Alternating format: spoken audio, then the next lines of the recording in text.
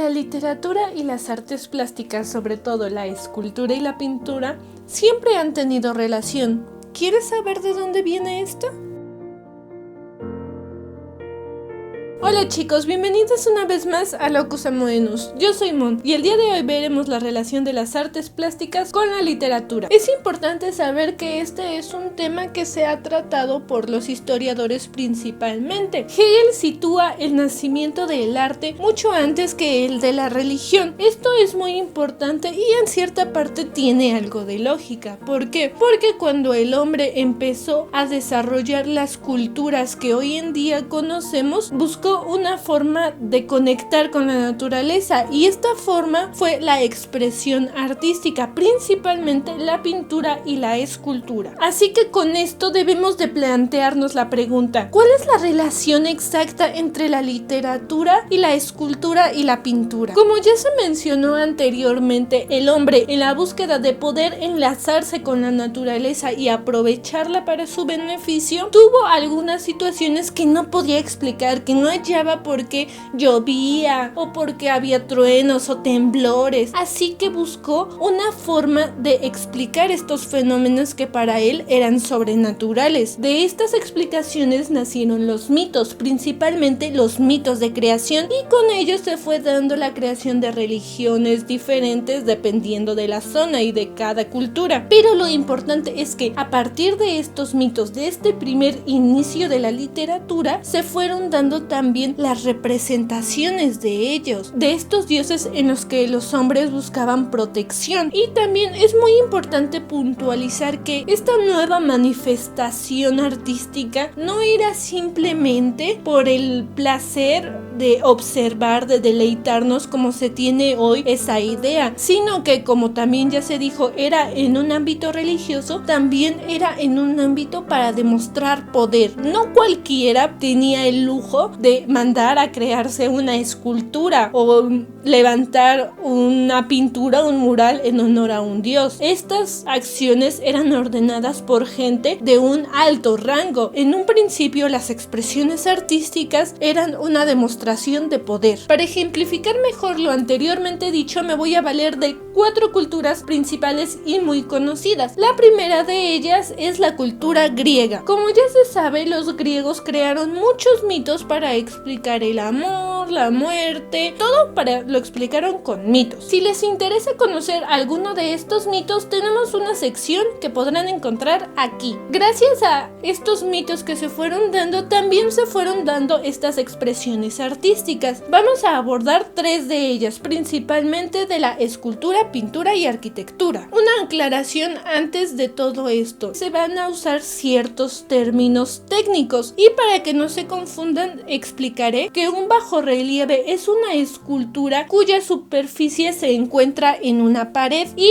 menos del 50% de ella sobresale. Un alto relieve es cuando la escultura se encuentra aún así en la pared, pero más de ese 50% de su estructura corporal sobresale de la pared. Tiene un efecto más 3D, por decirlo de algún modo. Una vez aclarado esto, vayamos con las obras griegas. Empecemos con el nacimiento de Afrodita del trono de Ludovici. Como pueden ver, esta pieza tiene relieves en sus 3 lados. Fue hallada en los jardines de Ludovici en Roma y este relieve es particularmente notable por el sutil tratamiento de los ropajes. La segunda muestra de arte griego es el pórtico de las Cariátides en Erectión. Toma su nombre de Erecteo, mítico rey de Atenas. Ahí se le rendía culto junto con Atenea. El pórtico tiene como apoyo a las Cariátides, columnas con forma de mujer, las cuales están inspiradas en las doncellas de Carie, las danzarinas que bailaban en honor a Artemisa. Y como último ejemplo de arte griego veremos la pintura. La pintura de Aquiles vendando a Patroclo. Esta delicada escena de figuras rojas fue pintada en el interior de una copa. La segunda cultura de la cual nos valeremos serán los romanos. Los romanos, como ya se sabe, se inspiraron en los griegos para de ahí tomar sus mitos. Incluso tomaron muchas de sus formas arquitectónicas y escultóricas para hacer sus propios monumentos. El primer ejemplo de ello será una pintura que recibe el nombre de Retrato de un matrimonio. Esta pareja ha sido identificada, aunque con dudas, como el panadero Terentius Neo y su esposa. Él sostiene un rollo que podría ser el contrato de matrimonio y ella una tablilla de cera y un punzón. Por parte de la escultura tenemos el ejemplo de las esculturas que erigían para los emperadores. En este caso observaremos la estatua de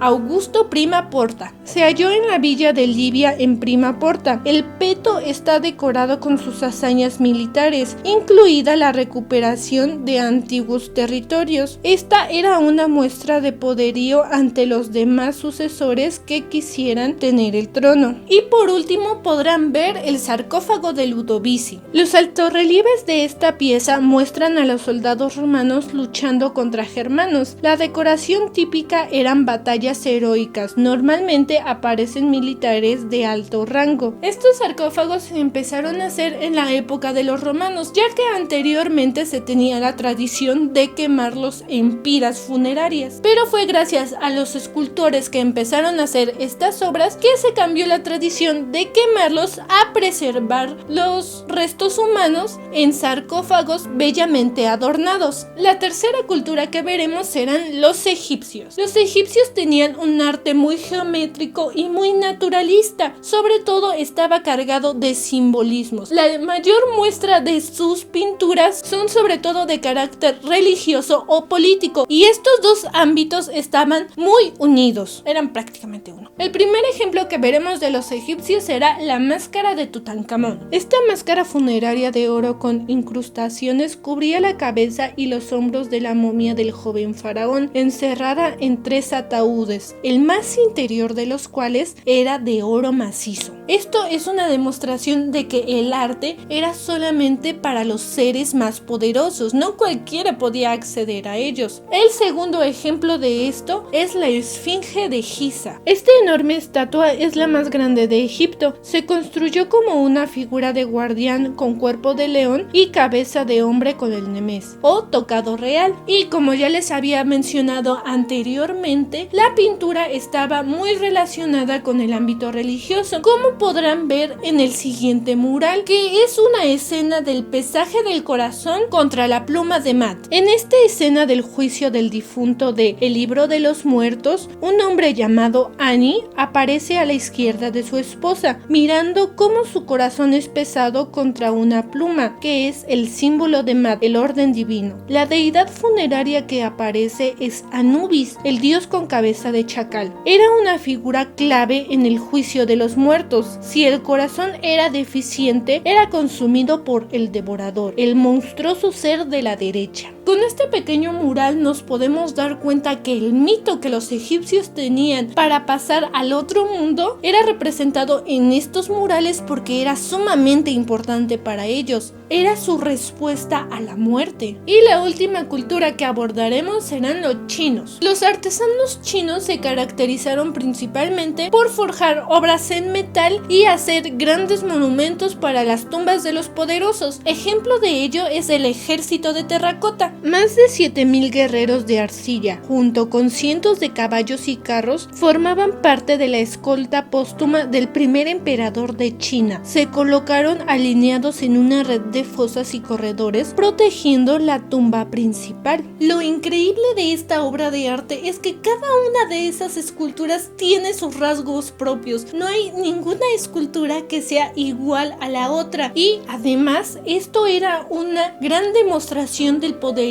del primer emperador, ya que necesitó a muchos escultores bajo su mando para poder llevar a cabo esta obra. Y no es solamente eso, sino que llevaba un ejército al otro mundo para estar bien protegido. La segunda obra de arte es otra escultórica, llamada el Pilar de Asoka. El emperador Asoka erigió una serie de pilares con símbolos budistas para remarcar su conversión a esta fe. La última muestra de arte chino que veremos será el traje funerario de la princesa Douwan. El jade era una piedra rara y cara en China, y se le atribuía el poder de preservar los cuerpos. Con esta intención, el príncipe Liu Sheng encargó unos fastuosos trajes funerarios para él y para su esposa, para llegar en mejor estado al otro mundo. Con esta serie de ejemplos que hemos visto de diversas culturas, podemos darnos cuenta que tienen dos factores en común. Sus obras están regidas ya sea por lo religioso o por lo político, el poder. Los mitos provienen de la oralidad, y esta oralidad fue la que poco a poco fue transformándose en literatura escrita. Pero es gracias a estos mitos primigenios que se dio todo este derroche de artes plásticas. Y como se pudo ver en los ejemplos, se habla de cierta cotidianidad, de la explicación de la creación de los dioses y sobre todo como muestra de poder por parte de los emperadores o faraones. Esto sería todo por el video de hoy, pero es importante que sepan que este es el primer video de una serie de videos donde nuestro principal objetivo será ver la relación